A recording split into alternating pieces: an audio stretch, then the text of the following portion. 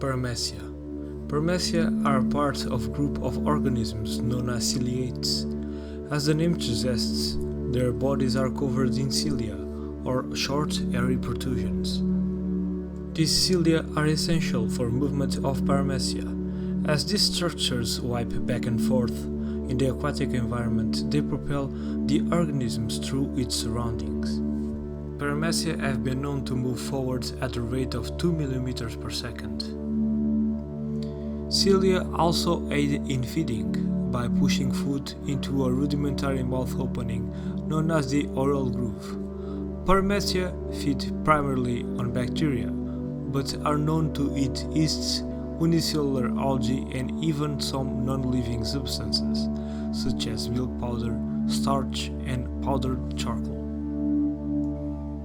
Paramecia are eukaryotes. In contrast to prokaryotic organisms such as bacteria and archaea, eukaryotes have well-organized cells. The defining features of eukaryotic cells are the presence of specialized membrane-bound cellular machinery, called organelles, and the nucleus, which is a compartment that holds DNA. Paramecia have many organelles, characteristic of all eukaryotes, such as the energy-generating mitochondria.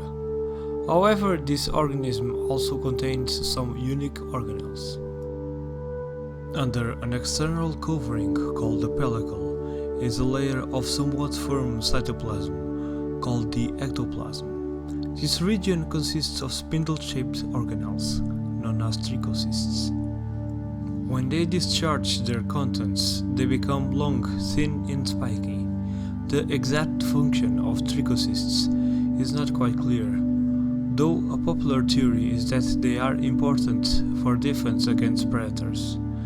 This has been tested over the years and has held true to certain Paramecium species against particular predators. Below the ectoplasm lies a more fluid type of cytoplasm, the endoplasm. This region contains the majority of cell components and organelles, including vacuoles. These are membrane-enclosed pockets within the cell. Vacuoles take on specific functions with the Paramecium cell.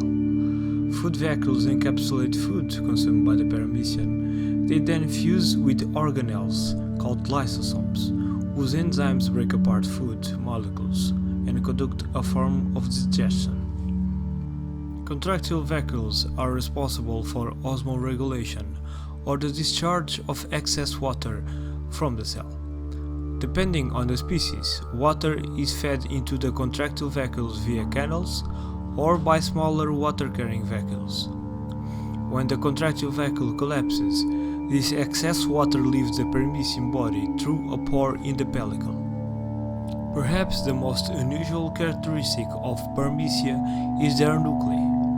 They have two types of nuclei, which differ in their shape, content, and function.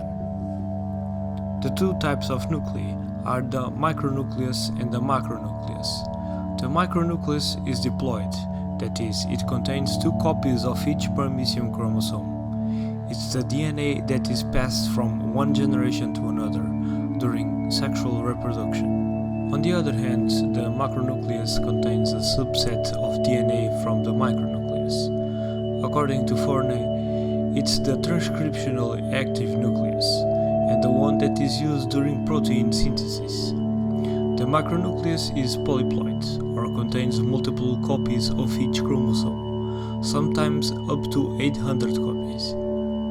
Paramecia can reproduce either asexually or sexually, depending on their environmental conditions.